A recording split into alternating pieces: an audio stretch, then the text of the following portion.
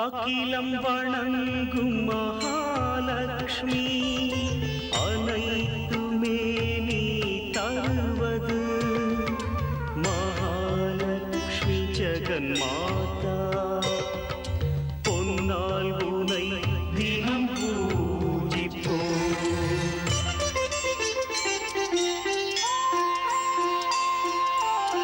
जय जय महालक्ष्मी माता जगजननी नीये माता जय जय महालक्ष्मी माता जगजननी नीये माता अन्नयंगल செல்வநாயகியே தேவி உன்னருள் வேண்டினோம் தருவாய் நீ. வளம் தரும் பொருள் தருவாய் நீயே வசதிகள் அதில் வருமே தாயே. வளம் தரும் பொருள் தருவாய் நீயே வசதிகள் அதில் வருமே தாயே.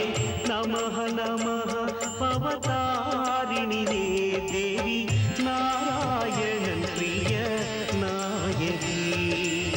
ஜெய ஜெய மகாலட்சுமி மாதா ஜெகஜனனி நீயே மாதா சிறப்புடன் செல்வம் எல்லாம் தருவாய் நீ.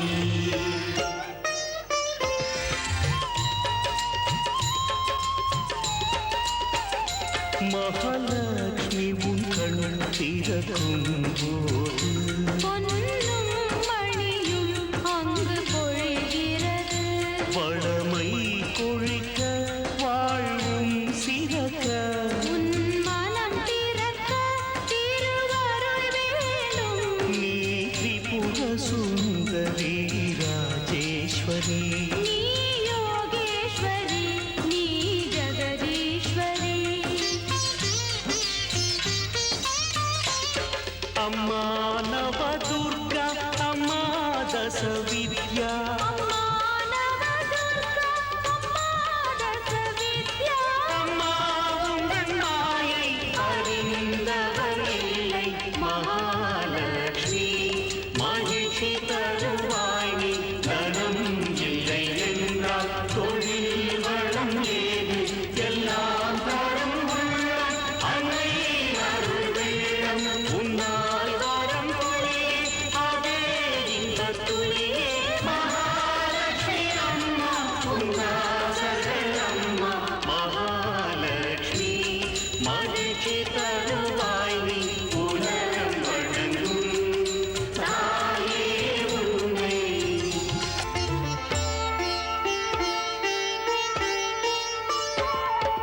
பிரம்மா விஷ்ணு மகேஸ்வர பாடி தொழும் உன்னை நாங்கள் தொழுவோமே அன்னை.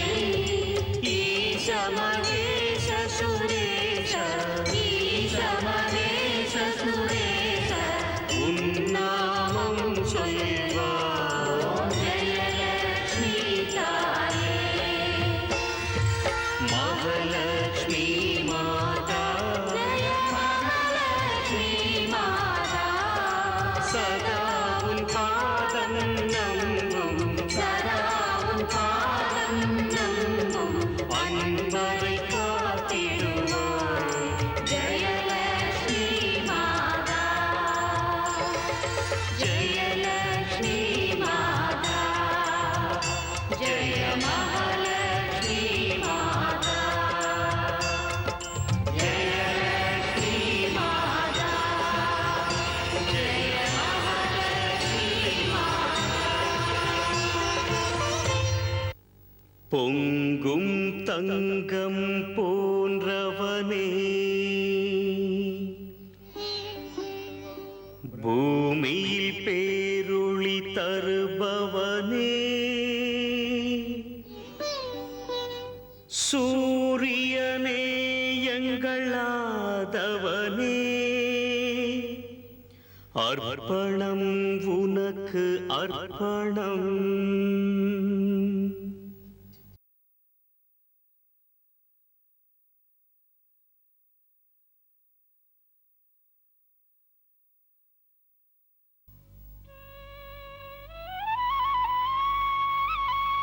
ஏ சூரிய தேவனே, இருள் நீக்கும் ஒளியே, எல்லாருக்கும் உயிரே, தூய்மையுடன் உன்னை தியானம் செய்பவர்களின் விருப்பங்களை தருகிறாய். பூமியை நீ வான் மீதிருந்து காக்கின்றாய். உன் பெருமை சொல்லில் அடங்காது. பரம்பொருளை அர்க்கியம் சமர்ப்பிக்கிறேன். தாம் எனது பூஜையை ஏற்றுக்கொள்ளுங்கள். உயிர் வழங்கும் ஒளிக்கடவுளுக்கு உளமார்ந்த எனது காணிக்கை.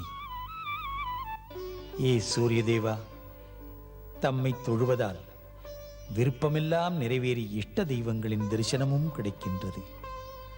தாம் தெய்வம் காட்டும் கண்ணாடி. பிரபுவே, தம் ஜோதிக்குள் ஆதிசக்தி பகவதி மகாலட்சுமியின் தரிசனம் தர வேண்டும். அன்புடன் தங்கள் பக்தனுக்கு தயை காட்டுங்கள்.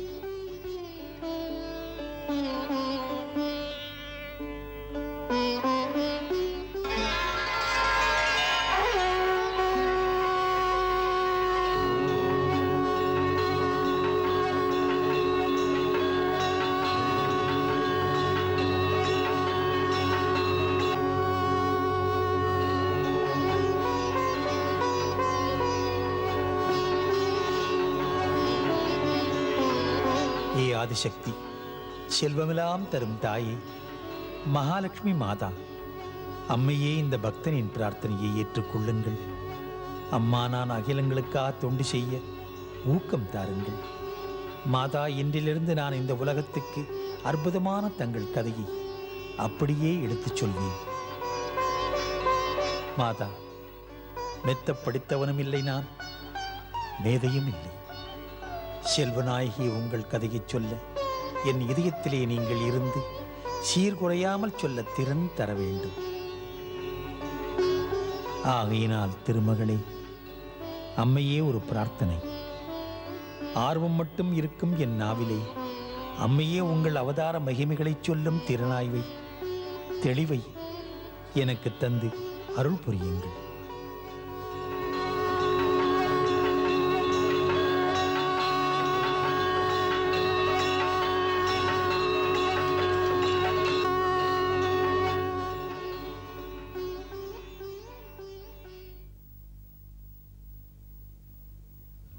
குருதேவா. சொல் கௌதமா. குருதேவா, மகாலட்சுமியின் பக்தன் நீங்கள். எப்போதுமே அன்னையின் பக்தியிலே ஆழ்ந்து விடுகிறீர்கள். அப்படி இருக்கும் தாம் ஆரம்ப பூஜையாக ஸ்ரீ மகாலட்சுமியை பூஜை செய்வதற்கு பதிலாக சூரிய தேவனை பூஜித்தீர்களே. சிஷ்யா, மனிதன் என்பவன் எழுந்தவுடன் உதயகால பொழுதிலே சூரிய தேவனுக்குத்தான் அர்க்கியம் தருகிறான். ஏனெனில் சூரியன் தெய்வங்களை காட்டும் கண்ணாடி. அந்த கண்ணாடியில் விரும்புவோர் மனது தேடுகின்ற தெய்வங்களை காட்டுகின்றார். ஒருவன் சிவனை பூஜித்தால் அவன் சூரியனில் சிவனைத்தான் காண்கிறான். ஒருவன் விஷ்ணு பக்தன் என்றால் அவன் சூரியனில் விஷ்ணுவைத்தான் காண்கிறான். பொதுவாகவே சூரியன் நம் இஷ்ட தெய்வங்களை தரிசிக்க ஒரு வாசலாய் இருக்கிறார். அதனால்தான் சூரியனை பகவானின் கண் என்கிறார்கள். ஏனெனில் பரமாத்மா சூரியன் மூலமாக அகிலத்தின் செயல்பாடுகளை நேரிலே பார்த்து கொண்டிருக்கிறார். குருதேவா, தாங்கள் இன்று பகவதி ஸ்ரீ மகாலட்சுமியுடைய தெய்வீக கதையை சொல்ல ஆரம்பம் செய்ய இருக்கிறீர்கள். தாங்கள் சொல்ல இருக்கும் நல்ல கதைகளை கேட்க எங்கெங்கோ இருந்து மிக பெரும் ரிஷிகள் வருகிறார்கள் இல்லையா? ஆம் சிஷ்யனே, அப்படி வரும் ரிஷி முனிவர்களை தக்க முறையில் வரவேற்பதற்கு ஏற்பாடு செய்திருக்கிறீர்களா? செய்திருக்கிறோம். வரவேற்போடு அவர்களுக்கு வசதியும் செய்திருக்கிறோம். சந்தோஷம்.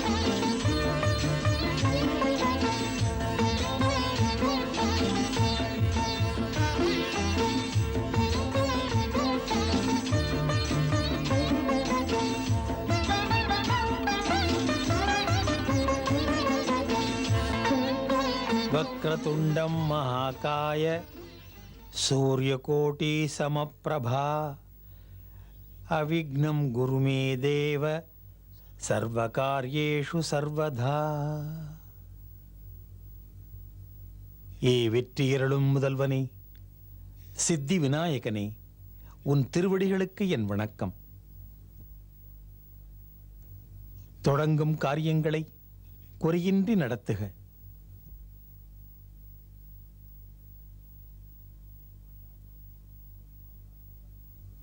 ஹே மாதா சரஸ்வதி, படிப்பறிவில் மிக குறைந்தவன். ஆர்வம் என்னை இங்கே அமர வைத்தது. அம்மா தரிசனம் தாருங்கள், அம்மையே தரிசனம் தாருங்கள் மாதா.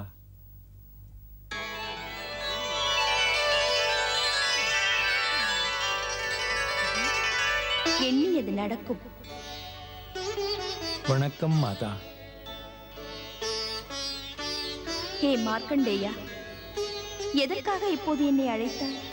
ஹே சரஸ்வதி மாதா, தாம் அறியாதது அல்ல. நான் மகாலட்சுமியின் கதை சொல்லப் போகிறேன். நெடுந்தூரத்தில் இருந்து ஸ்ரீ மகாலட்சுமியின் தெய்வீக கதைகளை கேட்க பலர் வருகிறார்கள். மேதையில்லாத நான் கதை சொல்லப் போகிறேன். லக்ஷ்மி அன்னையின் கதை சொல்ல தகுதியில்லை, இருந்தாலும் மேடையில் உட்கார்ந்து விட்டேன். லக்ஷ்மி அன்னையின் கதை சொல்லும் அறிவு எனக்கில்லை. ஏ சரஸ்வதி மாதா, மகத்தான கதையை அம்மா நீங்கள் வாழ்த்தி அருள் வழங்காவிட்டால் என்னால் சொல்ல முடியாது. ஆகையினால் அம்மா சரஸ்வதி ஆசி தாருங்கள். மாதா மகாலட்சுமியின் கதையை சொல்லும் திறமையை, சக்தியை, சொல்ல ஆற்றலை மனமுவந்து பரிந்து தர வேண்டுகிறேன் தாயே. கேட்டதை தருகிறேன். அடக்கமே அறிவுக்கு அழகு. இப்படி ஒரு அடக்கம் பகவதி மகாலட்சுமி கதையை சொல்ல மிக மிக தேவை. பணிவும் அடக்கமும் பக்தனை உயர்த்துகிறது. உன்னை பாராட்டுகிறேன். இந்த பொறுப்பு சிறப்பு மிக்கது. அன்னையின் கதையை சொன்னால், அன்னையின் மகிமையினால் மானிட குலம் அனைத்திற்குமே வளமை கொழிக்காதா? லக்ஷ்மியின் கதையின் பெருமை யுகங்கள் கடந்து நிலைக்கப் போகிறது. சிறந்த ரிஷியே, உண்மை தெரியாதா? இந்த கதையின் மகத்துவத்தை நான் சொல்கிறேன். எவன் இந்த கதையை கேட்கிறானோ அவனுக்கு செல்வம் சேரும், நல்ல பல திறமை கூடும், வாழ்க்கையில் கரை சேர முடியும். தீங்குகள், போட்டிகள், தெய்வீக சாபமெல்லாம் முற்றும் நீங்கி பூலோக வாழ்க்கையில் நீங்காத செல்வங்கள் அத்தனையுமே அனுபவித்து இறுதியில் மகாலட்சுமி மாதாவின் பார்வைப்பட்டு வைகுண்டம் போய் வாழ்வான். பணிவுமிக்க பக்தா, காலம் இனி கடத்தாமல் கதையை சுபமாக தொடங்கு. நினைப்பது நிஜமாயிருந்தால் மகிழ்வுடன் உன் இதயத்தில் வீற்றிருப்பேன். நன்றி கலைவாணி, நன்றி.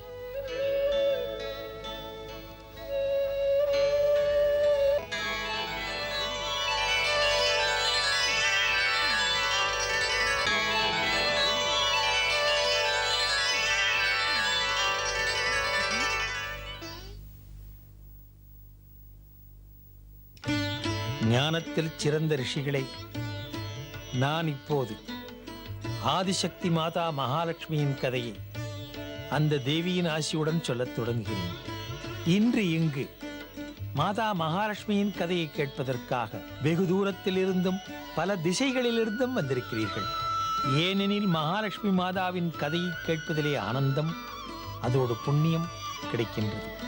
யாரொருவர் மகாலட்சுமி மாதாவின் கதையை கேட்கின்றாரோ அவர் காதிலே பேரானந்தம் அமுதாய் பாய்கிறது. ஆத்மா அமைதி அடைகிறது. அதோடு கேட்பவருக்கு நலமெல்லாம் பெருகி பாவங்கள் விலகுகிறது. மாமுனிவர்களே, ஆதி காலத்திலே இந்த பிரம்மாண்டங்கள் படைக்கப்படவில்லை. பரம்பொருள் ஒரு திவ்ய ஒளி வடிவமாக எங்கும் பரவி இருந்தது. எங்கும் ஓங்காரம் ஒலித்தது.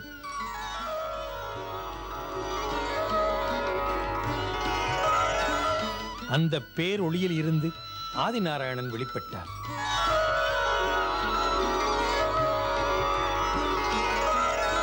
அப்போது அவர் திருவுள்ளம் சிருஷ்டிகளைத் தொடங்க எண்ணம் கொண்டது. அவர் அனைத்துக்கும் ஆதி முதலாக தன் இடப்புறத்திலிருந்து ஆதிசக்தியை வெளிப்படுத்தினார்.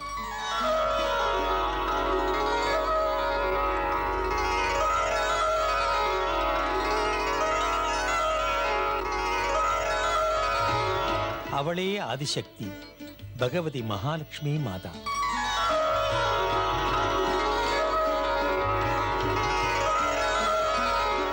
ரிஷிகளே, தாம் அறிந்ததுதான், இந்த ஆதிநாராயணன் தன் உள்ளத்தில் எண்ணம் கொள்வார். அவர் எந்த எண்ணம் கொள்கிறாரோ அதற்கு உருவமும் கொடுப்பார். அவருடைய சக்தி ரூபந்தான் பகவதி மகாலட்சுமி. பகவான் ஆதிநாராயணனின் பார்வையில் மகாலட்சுமி மாதாவுக்கு தந்த இடம் அத்தனை உயர்ந்தது. அவர் ஆதிசக்தியின் தோற்றத்தை வெளிப்படுத்திய பிறகு பிரபுவே தலை தாழ்த்தி தேவியை வணங்கினார்.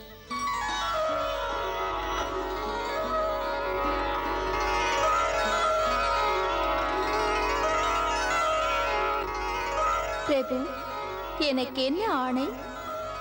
தேவி பகவதி மகாலட்சுமி சிருஷ்டியை இயக்க பொருளோட்டமாக இருக்கும் பொறுப்பினை உனக்கு அளிக்கிறேன்.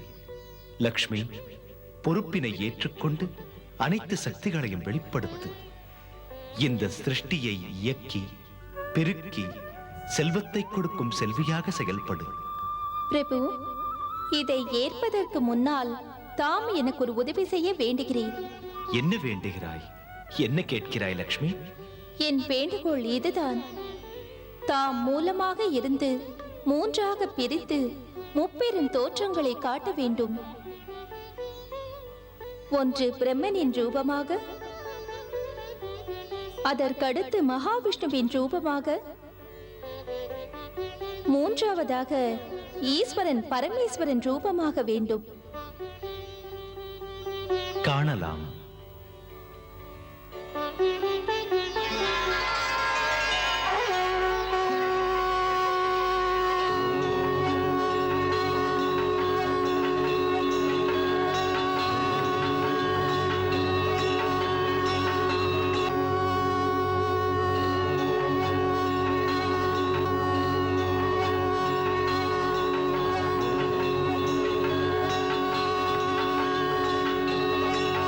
வணக்கம் ஆதிமூலமே.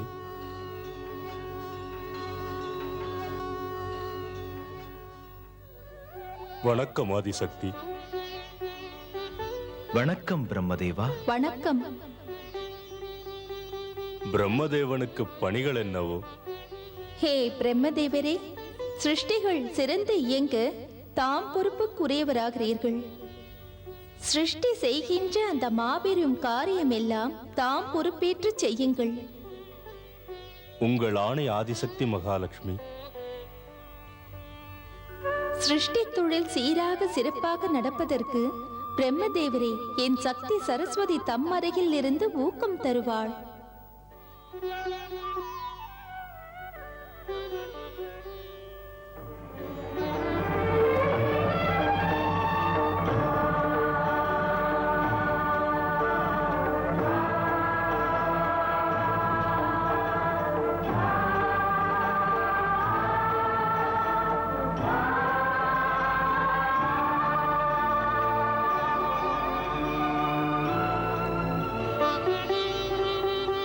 வணக்கம் ஆதிதேவா. வணக்கம் தேவி. வணக்கம் ஆதிசக்தி மாதா.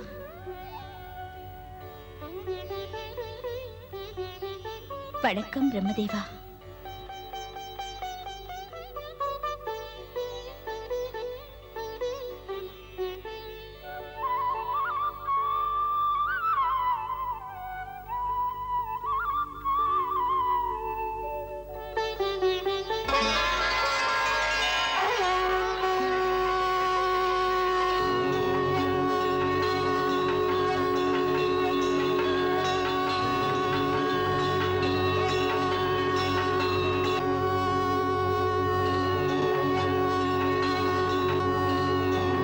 வணக்கம் ஆதிதேவா பகவான் ஸ்ரீ நாராயணா. வணக்கம் விஷ்ணு. வணக்கம் ஆதிசக்தி மகாமாயா. வணக்கம் இறைவா. இப்படி ஒரு அழைப்பு எதற்காக? ஹே பகவான் விஷ்ணு, பிரபு ஆதி நாராயணர் தமக்கு படைக்கின்ற சிருஷ்டிகளை காத்தருள தம்மை பொறுப்பாக நினைக்கிறார். அந்த பொறுப்புகளை ஏற்று செயல்பட பார்க்கடலில் தம் உறைவிடம் சேஷனாக சயனத்தின் மீதிருக்கும் அவ்வப்பொழுது சிருஷ்டியிலே தர்மம் குறைபட்டு அதர்மம் தலை தூக்கி நிற்கும். அப்பொழுதெல்லாம் வலிமையுள்ள அவதாரங்களை எடுத்து தர்மங்களை காத்து உலகில் அதர்மங்களை ஒழியுங்கள். ஆதிதேவனின் கட்டளையை ஏற்கிறேன்.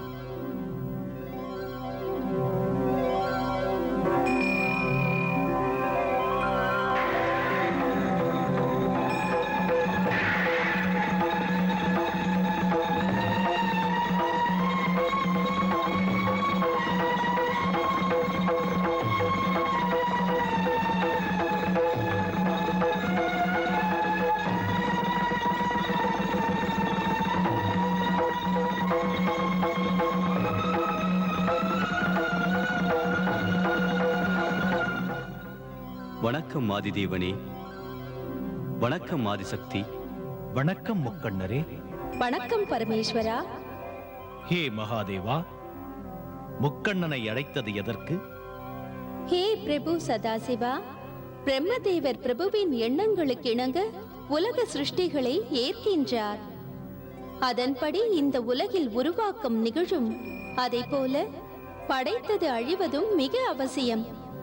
ஆகையால் தமக்குரிய பணி அழித்தலாகும். எல்லாம் பிரபுவின் இச்சை. தமக்கு இந்த தொழிலில் என் சக்தியின் உருவாக தேவி பார்வதி துணை இருப்பாள். அதோடு தாம் வாழும் இடம் கைலை மலை மீது சிவலோகமாக அமையும்.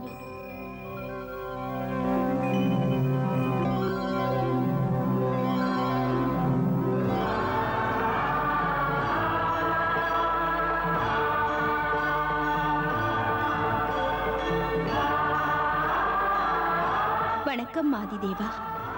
வணக்கம் தேவி. வணக்கம் ஆதிமாதா. வணக்கம்.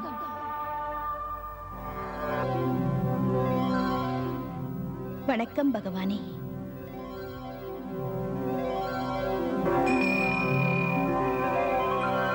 நான் போடும் விஷ்ணு வேடம் தனித்திருக்குமா தேவி? பிரபு, அதுதான் தம்முடைய விஷ்ணு ரூபத்தை எதிர்பார்க்கிறது நான் அல்லவா? எதுவரை எதிர்பார்த்திருப்பாய் தேவி? பிரம்மதேவர் மூலமாக தேவர்களும் அசுரர்களும் சிருஷ்டிக்கப்படுவார்கள். தேவர்கள் சொர்க்கத்தை ஆட்சி புரிவார்கள், அசுரர்கள் பாதாள லோகத்தை ஆட்சி புரிவார்கள். பொதுவாக இருவருக்குமே நட்பு எண்ணங்கள் இருக்காது. அடுத்தவர் ஆட்சியில் தாங்கள் இருந்து ஆள அற்பத்தனமாய் சண்டையிடுவார்கள். தீராது நடந்து வரும் தேவாசுர போரின் விளைவாக இரத்த வெள்ளம் ஆறாக பெருகி ஓடும். அப்போது என் விருப்பத்திற்கிணங்க தேவர்களும் அசுரர்களும் முனைந்து பார்க்கடலை கடைவார்கள். அப்படி ஒரு சமயத்தில் பார்க்கடலில் இருந்து நான் லக்ஷ்மியின் ரூபமாக அவதரிப்பேன். தம்முடைய விஷ்ணு ரூபத்திற்கு சேவை செய்வேன். பகவதி மகாலட்சுமி மாதா, தேவாசுர யுத்தத்தை பற்றி குறிப்பிட்டார்கள் அல்லவா? அதுவே நடந்தது. தேவர்களும் அசுரர்களும் மீண்டும் மீண்டும் மோதிக்கொண்டார்கள்.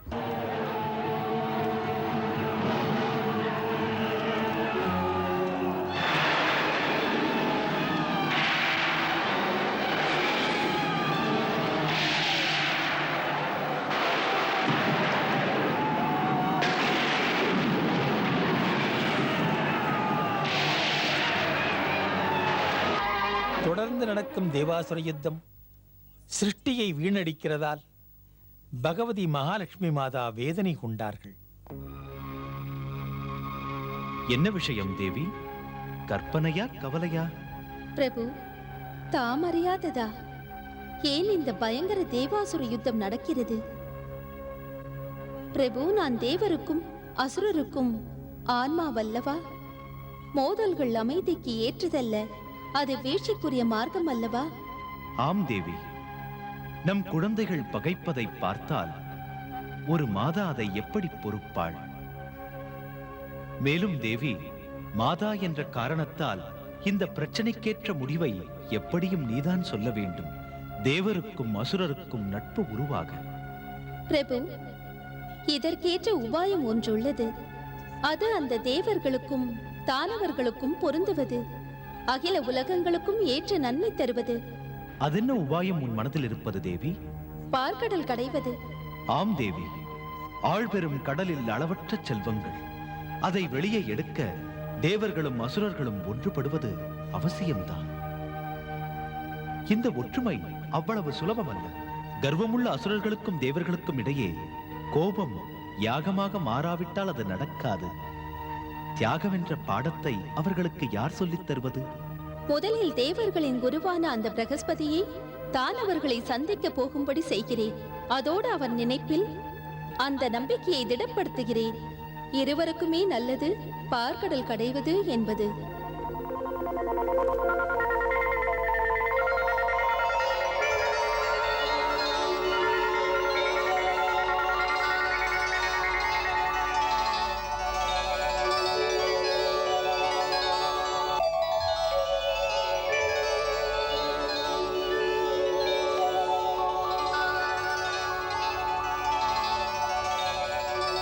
ஸ்ரீ ஆதிசக்தி மகாமாயா தேவகுரு பிரகஸ்பதியின் வணக்கம். இனிதாகும் எல்லாம். ஹே ஆதிசக்தி பகவதி, தாம் எனக்கு தரிசனம் தந்து அருள் செய்தீர்கள். தாயே, எனக்கு என்ன கட்டளை? தேவகுரு, தேவர்களின் நலன் காக்கும் பிரகஸ்பதியே, நல்லதொரு பணி நிறைவேற வேண்டியிருக்கிறது. நான் விரும்புவது உலக நலம்தான்.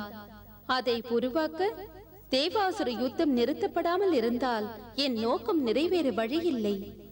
அதற்கு இருவரும் இணைவது தேவை. தேவர்கள் அசுரர்கள் இணைவதா?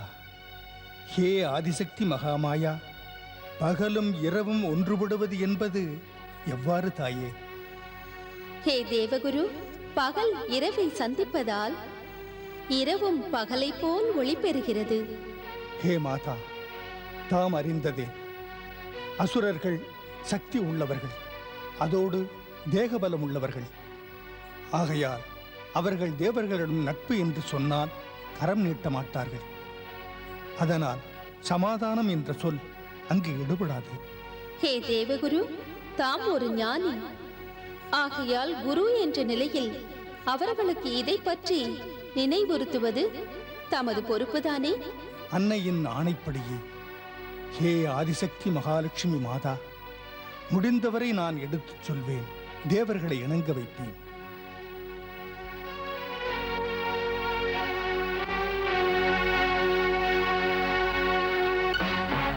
குருதேவா, என்ன சொல்கிறீர்கள்?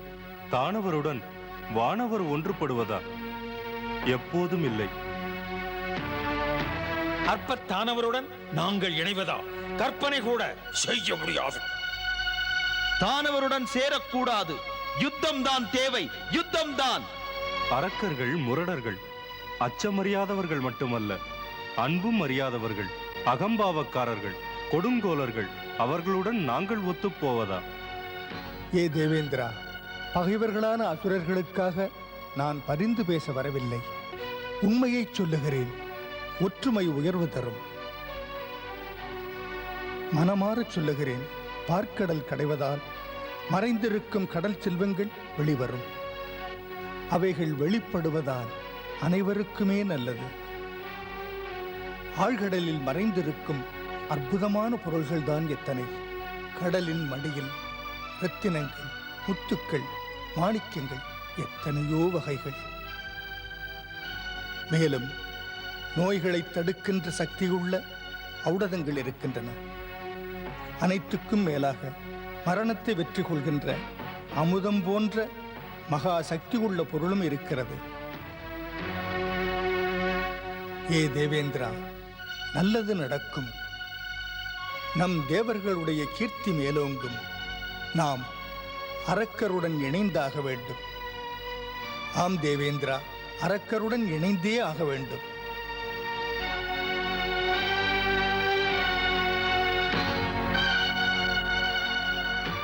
தாம் சரியாகச் சொன்னீர்கள் குருதேவா. தாம் சொன்னதை மதித்து நடக்கிறேன்.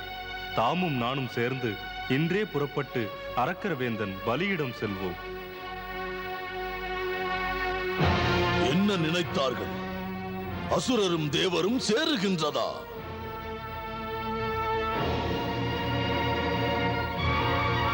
அசுரர்கள் ஏமாந்தவர்களா? வலிமையின்றி போர்க்களத்தை விட்டு ஓடுபவர்களா நாங்கள்?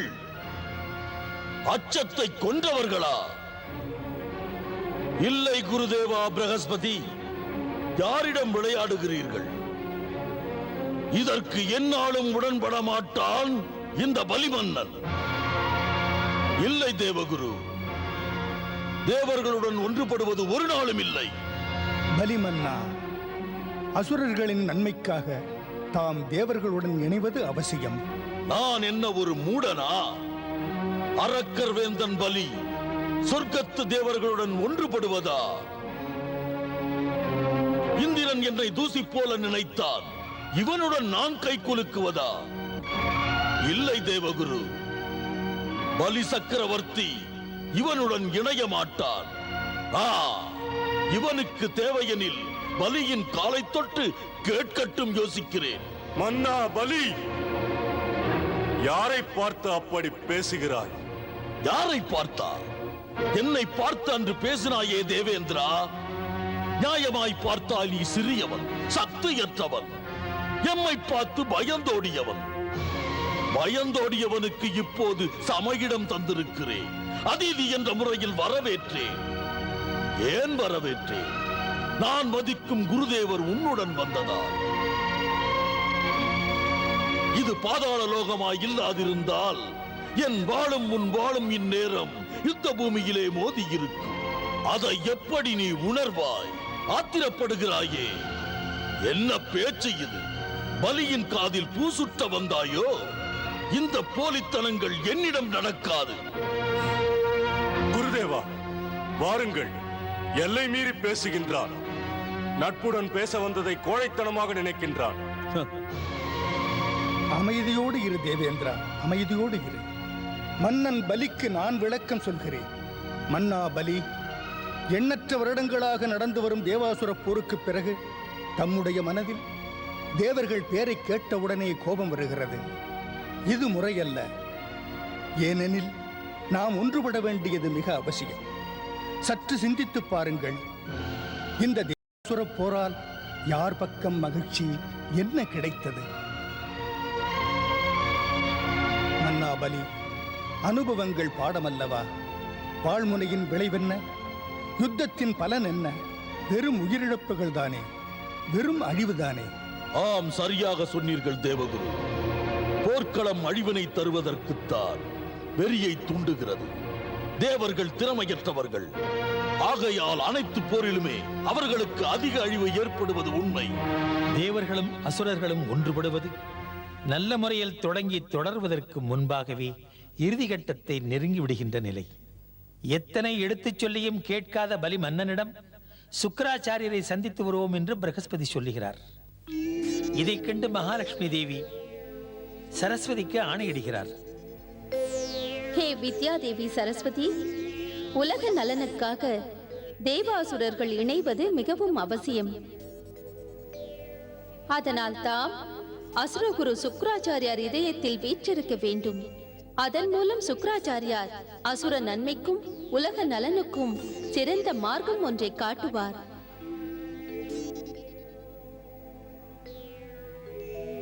ஓம் ஹ்ரீம் க்ரீம் க்ளீம் ஸ்வாஹா.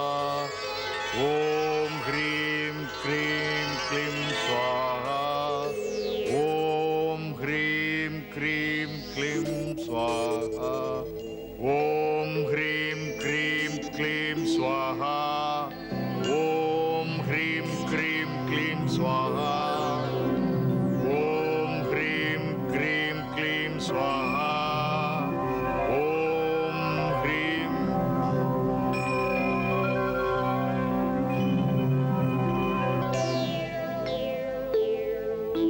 வாருங்கள்.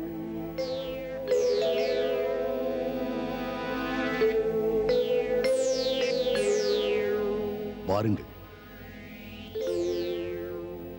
வணக்கம் குருதேவா. வாழ்க நீடூழி.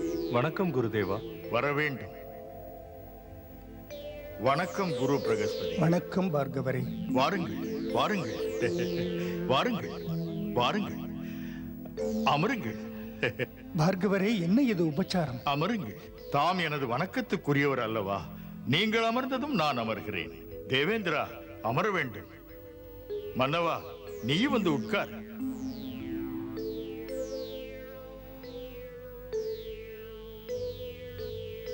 இன்று சொர்க்கம் பாதாளத்திற்கு வந்தது. தேவகுரு வந்ததால் அசுரலோகத்தின் நிலையே உயர்ந்து விட்டது. அசுரலோகம் என்று குறைந்து இருந்தது பார்கவரே. இங்கு தாங்கள் இருக்கும் போது குறைகள்தான் நெருங்கி வர துணியுமா? தாம் இங்கு அசுரருக்கு துணை இருக்கையில் குறைகள்தான் ஏது? பார்கவரே, தேவாசுர யுத்தத்தின் விளைவு சங்கடமானது. மன அமைதி இருபுறத்திலும் இல்லை. எனக்கு ஆணையிடுங்கள் பிரகஸ்பதி. தாம் என்ன நினைக்கிறீர்கள், எண்ணுகிறீர்கள், உடனே சொல்லலாம். அசுரலோகமெல்லாம் அதை கேட்க காத்திருக்கிறது. இல்லையா மன்னவா? மன்னிக்க வேண்டும் குருதேவா. தாம் எனக்கு இடும் பணிகளை கண்மணி போல் நினைப்பேன். வந்திருப்பவர் மனதை முற்றிலும் அறியாமல் நெகிழ்ந்த நெஞ்சத்தின் உணர்ச்சி கடங்கி முடிவெடுப்பது உகந்ததா? மன்னா பலி, இதே ஐயப்பாடுகள் முன்பு எனக்கும் இருந்ததுண்டு. உயர்வு தாழ்வு என்னை உறுத்திக் கொண்டிருந்தது. போரால் மட்டும்தான் பிரச்சனைகளை தீர்த்துக் கொள்ள முடியும் என்று நானே நினைத்தேன். மன்னவா, நான் இந்த யஜ்ஞம் செய்ததால் பக்குவ பார்வை கிட்டி உணர்ச்சிகளுக்கு இடம் கொடாமல் இருக்கின்றேன். பாருங்கள் குருதேவா. போதும், நான் அறிவேன். ஏதோ தெய்வீக சக்தியின் கிருபையால் மனதில் இருந்த சந்தேகம், ஆதங்கம் எல்லாம் நீங்கிவிட்டது. சத்தியம் எதுவென்று புரிந்துவிட்டது. நட்பு அன்புடன் சேரும் போதுதான் அமைதி உண்டாகிறது. இது புரிந்தால் அதுவே போதும். குரு பிரகஸ்பதியும் தேவேந்திரனும் நல்லெண்ணத்துடன் வந்திருப்பார்கள் என்றே நினைக்கிறேன். இதற்கு முன்பெல்லாம் தேவேந்திரன் இப்படி வந்ததில்லை. இந்த மனமாற்றம் நல்லதற்கே. குரு ஆச்சாரியரே, தாம் ஞானி. தாம் சொல்வதுதான் சரி. தெளிவாகச் சொன்னீர்கள். நாங்களும் நட்பு உணர்வுடன் சந்திக்க வந்திருப்பதாக. ஆம், உலக நன்மைக்காக நாம் பார்க்கடல் கடைய வேண்டும். இதை தேவர்களும் மனப்பூர்வமாக வரவேற்பார்கள். அதற்காகத்தான் நாங்களும் தேவாசுர நட்பினை வலியுறுத்த இங்கு வந்தோம். நல்ல எண்ணம் தேவகுரு, நல்ல எண்ணம். இன்றைய தேவை சிக்கல்கள் தீர சிறந்ததொரு மார்க்கம் சொல்கிறீர்கள். பார்க்கடல் கடைவது. இதே நல்ல உணர்வுகள் என் மனதிலும் உருவானது குரு சிரேஷ்டா. பார்க்கடல் கடைவது மூலமாக கடலில் மூழ்கியுள்ள செல்வங்களை வெளிக்கொணர்தல் தேவருக்கும் அசுரருக்கும் இன்னும் மற்றவர்களுக்கும் கூட நல்லதாகவே அமையும். அற்புதமான தொலைநோக்கு. மிக்க மகிழ்ச்சி அடைகிறேன்.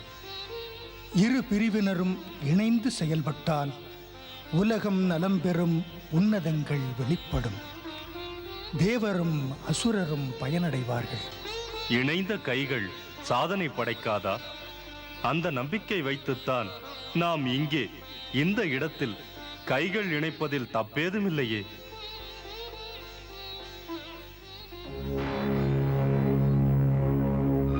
மன்னா பலி, நியாயமற்ற ஐயம் உனக்கு புரிகிறது. பூரணமாக நம்பு என்னை. பார்கவன் உள்ளவரை அசுர இனத்திற்கு அநியாயங்கள் நடக்காது. ஏ அரக்கர் வேந்தே, நட்பு வலிமை மிக்கது. அன்பை விட அஸ்திரங்களுக்கு வலிமையே கிடையாது. என் வார்த்தையில் நம்பிக்கை வைத்து தேவேந்திரனுக்கு நட்பு கரம் நீட்டு.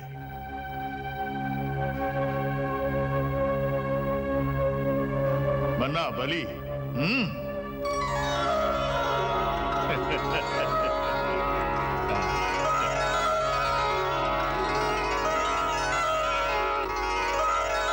இரு துருவங்களாயிருந்த தேவர்களும் அசுரரும் இணைந்தார்கள். பார்க்கடல் கடைய விழைந்தார்கள். பலிமன்னன் மாளிகையிலே சூடான விவாதங்கள் தொடர்ந்து நடந்தன. கடல் கடைந்து வரும் பொருள்கள் பற்றி கொள்கை மோதல்கள். பங்கீடு எப்படி செய்து கொள்வது என்று. குருதேவர் சுக்கிராச்சாரியாரின் ஆணைப்படி கடல் கடையும் பணியில் நான் தவறாது இணைகிறேன். ஒப்புக்கொள்வது அச்சுறுத்தலால் அல்ல. நான் எப்போதும் தேவர்களை குறைத்தே மதிப்பிடுகிறேன். தாக்கு பிடிக்க முடியாமல் ஓடும் கோழைகள். ஏன் தேவேந்திரா? தலை நிமிர்ந்து இதை நீ மறுப்பாயா? நாம் கடல் கடையும் சமயத்தில் ஏமாற்ற திட்டமிட மாட்டாயே? கடல் கடைவது ஒன்றுபட்ட முறையில். ஜெயமெல்லாம் எதற்காக? சிறுமைத்தனமான எண்ணம் ஏதும் கிடையாது. சிறுமைத்தனங்கள் யுத்த பூமியில் நடக்கிறது. அதனை நம் இருபக்கமும் தடுப்போம். தேவகுரு, நாங்கள் யுத்தத்தை கைவிட ஒத்துக்கொள்கிறோம். ஆனால் மானத்தை கெடுக்கும் எதற்கும் உடன்பட மாட்டோம். மன்னா பலி, அரக்கரின் நலனை காப்பதற்கு, கண்காணித்துக் கொள்வதற்கு பொறுப்பேற்கிறேன். அதனால் அது பற்றி சிந்திக்க தேவையில்லை. தேவர்களுக்கு ஒழுங்குமுறையே கிடையாது குருதேவா. நாம் கடல் கடைந்து கிடைக்கின்ற பொருள்களை பார்த்தவுடனேயே இந்திரனுக்கு ஆசை வந்தாலோ அதை பற்றி இப்போதே முடிவெடுத்து விடுவோம். கிடைக்கும் பொருள்களில் பங்கீடு பற்றி. மன்னா பலி, ஆத்திரப்படுவதும் அவசரப்படுவதும் உனக்கு அழகல்ல. நாம் கடல் கடைந்து எந்த பொருள் கிடைக்கின்றதோ அதனை சரியாக கணக்கெடுத்து நமக்குள் பங்கிடலாம். கிடைத்ததில் பாதி நமக்கு, அடுத்த பாதி அவர்களுக்கு. இது சிறந்தது. இந்த முறையால் நமக்குள்ளே சண்டையிட சந்தர்ப்பமே இல்லை. மேலும் கடல் கடையும் போது முதலில் கிடைக்கும் பொருளுக்கு பலிக்குத்தான் முதல் உரிமை. முதலில் உரிமை உனக்கெதற்கு? எனக்கு ஏன் இல்லை? அந்த உரிமை எங்களுக்குத்தான். உண்மையில் உங்களை விட பலமுள்ளவர்கள் நாங்கள். அதோடு போர்க்களத்தில் என்னுடன் தோற்றவன் நீ. வென்றவனுக்கு தான் இதிலே அதிக உரிமை உள்ளது. நிறுத்து! அநீதி இது. ஹே தேவேந்திரா, நாம் இங்கே ஒன்றுபட வந்தோம், சண்டையிட வரவில்லை. மேலும் சின்ன சின்ன முரண்பாடுகள் சண்டையை தீர்க்காது. இன்று அசுரருக்கும் தேவர்களுக்கும் பொறுமை வேண்டும். சண்டை உதவாது. கடல் கடையும் போது முதலில் எது வருகிறதோ அது அவர்களை சேர வேண்டியது. அதாவது முதல் பொருள் அவர்களுக்கு இருக்கட்டும். நல்லது தேவகுரு, இது உகந்த ஏற்பாடுதான். இதில் பிரச்சனை இதுதான். கடல் கடையும் பணியில் மத்தாக எதனை ஏற்பது? இந்த மகத்தான சாதனைக்காக யோசனை யாரை கேட்க? இதுவே பெரிய பிரச்சனைதான். யோசிக்க வேண்டும். யாரை கேட்க? குருதேவா, இந்த சிக்கலான பிரச்சனைக்கு வலிமை அல்ல, விவேகம் தேவைப்படுகிறது. ஆகையால் தாமே சொல்லுங்கள், யாரைத்தான் கேட்க? கடல் கடைவது என்பதே உலக நன்மைக்குத்தான். உலக நன்மையை காப்பவள் அந்த ஆதிசக்தி பகவதி மாதாதான். ஆகையால் நாம் அன்னையிடம் சென்று இந்த பிரச்சனை தீர வழியை கேட்போம். இல்லை தேவகுரு, அம்மையவள் ஆதிசக்தி என்பதையெல்லாம் நான் ஏற்பதில்லை. அப்படி இருக்க அவளிடம் ஏன் போவது? அப்படியெனில் எமக்கு பிடித்தவர் முக்கண்ணன் சிவசங்கரனைத்தான் மூலப்பொருளாக நினைக்கின்றோம். அதனால் அவரிடமே போய் கேட்போம். முக்கண்ணன் மூலப்பொருளேதான். அவரை கேட்பதற்கும் அவர் சொன்னபடி நடப்பதற்கும் நாங்கள் மறுப்போமா? ஜெயலக்ஷ்மி